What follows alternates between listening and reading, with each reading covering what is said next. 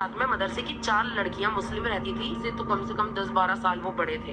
उनसे मेरा निकाह करवा दिया गया। मैं पुलिस के पास में पिछले 2 साल से भटक रही हूँ। तो 2 ढाई साल हो गए हैं, अभी तक सिर्फ जांच ही हो रही। मेरे साथ में जो जिससे मेरी दोस्ती हुई थी वो नवीन राणा था। उसका नाम नवीन था और नवीन मुझसे फेसबुक पे मिला। फेसबुक पे मिलने के बाद में कुछ टाइम तक हमारी अच्छी बातचीत चलती रही। तो नवीन ने कहा मैं तुमसे प्यार करता हूँ, शादी करना चाहता हूँ। और इसकी वजह से मतलब घर वाले मेरे एग्री नहीं हुए क्योंकि हम एक ब्राह्मण फैमिली से और नवीन जो है वो एक दूसरी कास्ट से था। तो नवीन ने एक दोस्त को भेजा, बोला अपना फोन तुम अपने घर छोड़ देना और मेरा एक दोस्त आ रहा है रेलवे स्टेशन पे, उससे मिलके उसने मुझे वहां फोन दिया और मुझे लेकर वो हजरत निजामुद्दीन आया। निजामुद्दीन लाने के बाद में नवीन मुझको फुलत गांव ले गया था। फुलत में मौलाना कलीम सिद्दीकी का मदरसा है, वहां पर ले गया था वो मुझे। और वहां ले जाने के बाद में उन्होंने ये कहा कि मेरे पास में अभी घर नहीं है, कुछ टाइम तुम यहाँ रह लो। ठीक है, उसने फिर घर का मैं आता हूँ और घर का कुछ इंतजाम करता हूँ। आपको पता था कि जिस जगह आपको ले जाया गया वो मदरसा है या किसी का घर है? और मुझे वो वहां पर ले गया तो वो अंदर जो माहौल लग रहा था वो उसमें मैं थोड़ा सा कंफर्टेबल नहीं हो रही थी क्योंकि अंदर औरतें का जो उनके यहाँ की औरतें उनका बिहेवियर कुछ अच्छा नहीं था। कितनी औरतें वहां पर थी? वहाँ थी 5-6 औरतें थी। अच्छा। जी।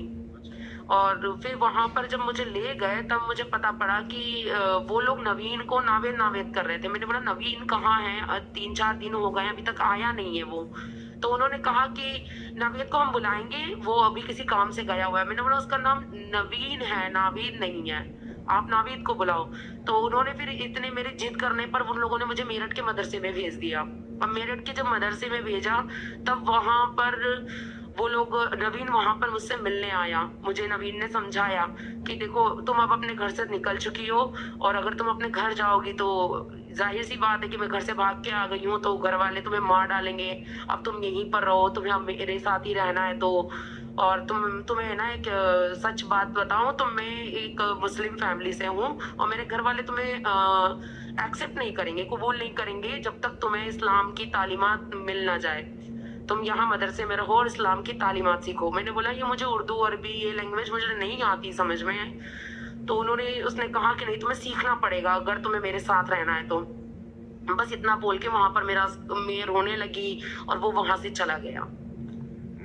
चार दो 2-3 महीने समथिंग वहां पर रही क्योंकि जब तक वहां पर सुबह उठाकर 4 बजे उठाकर मैं तहज्जुद की नमाज पढ़ाना, फिर उसके बाद में फजर की नमाज, ऐसे करके पूरी 9 टाइम की नमाज होती थी वहां पर हम लोगों को स्पेशल। क्योंकि वहां पर और भी लड़कियां थी जो हिंदू थी पर वहां पर लड़कियां, आपने बहुत बड़ी बात कह दी कि वहां पे और भी हिंदू लड़कियां थी। हाँ जी, वहां पर बहुत और भी हिंदू लड़कियां थी पर एक हिंदू लड़की के साथ में मदरसे की 4 लड़कियां मुस्लिम रहती थी और कोई भी हिंदू लड़की एक दूसरे से बात नहीं कर सकती थी। पूरा मदरसा आगे से फ्रंट से पूरा पैक था और उस छत पे भी ऊंची ऊंची दीवारें बनी हुई थी। जी। वहां पर 2 से ढाई महीने रही और वो मेरे पास आज भी हैं किताबें। और फिर वहां पर हमें अगर जो लड़कियां जैसे नहीं करती थी क्योंकि एक हैबिट नहीं है घर से कि हम 4 बजे उठे या फिर हम कुछ चीज में मतलब कुछ सीखें, तो वहां हमको मारा जाता था। सुबह फिर हमको है ना कौन मारता था आप लोग? जो वहाँ हेड होती थी हमारी, जो हमको है ना नमाज कुरान सिखाती थी, वो हेड वो मारती थी। फिर उसके बाद में वो हमें खाना नहीं देती थी और खाने के टाइम पे भी हमको चावल, और सिर्फ ये ट्रीटमेंट हम हिंदू लड़कियों के साथ में था और किसी के साथ नहीं था ऐसा ट्रीटमेंट। उन्हें अच्छे से खाना मिलता था जो मुस्लिम लड़कियां थी। मतलब जैसे उसमें से हम अगर बोटी निकाल के भी रख दे तो उस पे भी हमें मार पड़ती। बोटी दिया जाता था यानी नॉनवेज दिया जाता था। हाँ। तो क्या नॉनवेज में गौवंश या गाय का मांस कुछ उस टाइम पे मुजफ्फरनगर में कटती थी गाय। अच्छा। जी। और वही आता था मदरसे में क्योंकि इतनी सारी लड़कियां हैं वो क्या खाएंगे, इसलिए। तो आपको कब पता चला? थी उस तकरीर में बता रहे थे कि इस्लाम में सबसे ज्यादा पसंदीदा चीज वो है नॉनवेज, ये वाला है गाय का। तो तब हमें पता पड़ा कि हम लोग जो खा रहे थे वो गाय का मांस था। जी। 2.5 महीने मेरठ के मदरसे में रहने के बाद फिर आपको कब? तब उन्होंने बोला कि ठीक है अब तुम्हें हम वहीं ले जा रहे हैं नवीन के पास में। फिर वहां से मुझे फुलत लेकर आए और फुलत यानी मुजफ्फरनगर? मुजफ्फरनगर, हाँ। फुलत गांव में लेकर आए मौलाना कलीम सिद्दीकी के पास में, फिर वहां पर मेरा निकाह करवाया। किससे? नवीन से या किससे? नहीं, वहाँ नवीन नहीं था। और नवीन नहीं था? नहीं, नवीन तो नहीं। निकाह किससे हुई आपकी? वो कोई मौलाना थे जो वो बहुत उम्र वाले थे। मैं मेरे से तो कम से कम 10-12 साल वो बड़े थे। उनसे मेरा निकाह करवा दिया गया। क्या नाम था उनका? उसका नाम अब्दुल रहमान था। अब्दुल रहमान से आपका निकाह करा दिया गया। जी, जी। तो आपने उस समय एक्सेप्ट कर लिया कि अब्दुल रहमान से हमारी निकाह शादी हो गई है? नहीं, वो तो हमें पता भी नहीं था कि वो निकाह कैसे हुआ है। बस वो आए और उन्होंने कहा कि तुम्हारा इनसे निकाह हो गया है और तुम्हारी तरफ से कबूल कह दिया गया है और तुम्हारा अब इनसे निकाह हो गया, अब तुम चले जाओ। मेरा निकाह क्या मतलब शादी हो गई है। तब हमें जब हमको लेकर खतौली गाँव लेकर आया गया तब पता। रहमान। हाँ, अब्दुल रहमान। पहली निकाह पहली शादी अब्दुल रहमान से आपकी? जी, जी। अच्छा, फिर क्या हुआ? फिर उसके बाद में अब्दुल रहमान के साथ में वो खतौली गाँव पर मुझे लेकर आए। खतौली में रखा गया। फिर वो जब घर से बाहर नमाज वगैरह के लिए जाता तो ये कहता कि इस पे थोड़ा सा ध्यान रखना। तो मेरे पे वो इतना फोकस और ध्यान रखता था कि बाहर वो लॉक लगाकर नमाज पढ़ने जाता था। ताला लगा दिया करता था जिससे कि मैं बाहर भाग ना सकूं मौका देखकर। फिर ऐसे करते करते उसके साथ थोड़ी सी बदतमीजी मेरी लड़ाई होने लग गई कि नहीं मेरे को नहीं पता, मुझे नहीं रहना तुम्हारे साथ में ऐसा।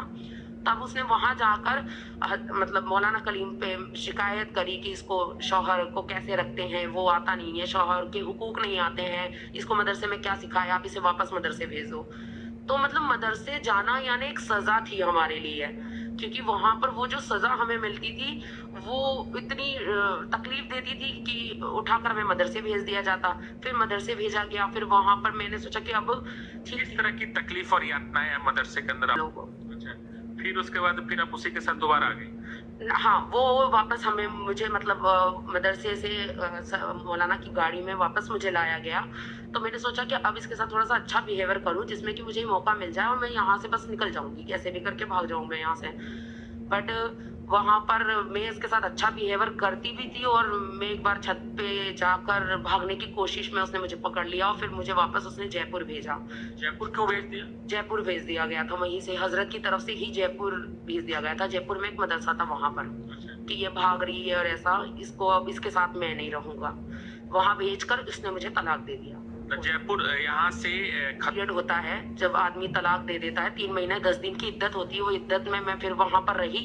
फिर उसके बाद में वहां पर उसने फोन पे बात करी, मौलाना कलीम सिद्दीकी ने बात करी और बोला कि कोई नहीं, वो तुम्हें रखना चाहता है दोबारा, पर कि दूसरे से निकाह करके तुम उसके साथ दोबारा रह सकती हो। बट उन्होंने ये नहीं बताया कि इसमें कुछ और भी होगा, फिजिकल भी होगा, ये नहीं बात बताई। उन्होंने सिर्फ ये कहा दूसरे से निकाह करेगा वो तुमको तलाक देगा और फिर तुम इसके साथ रह सकोगे।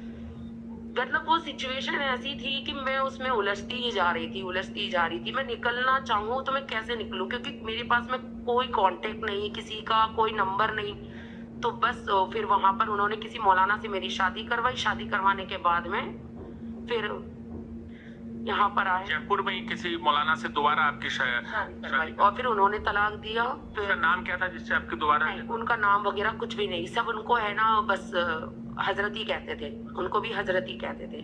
हजरत मतलब इनके इसमें कोई बड़े पीर वगैरह होते तो उनको हजरत ही बोला जाता है। तो हजरत से आपका दोबारा फिर से निकाह हुआ। फिर हजरत ने कितने कहाँ पे?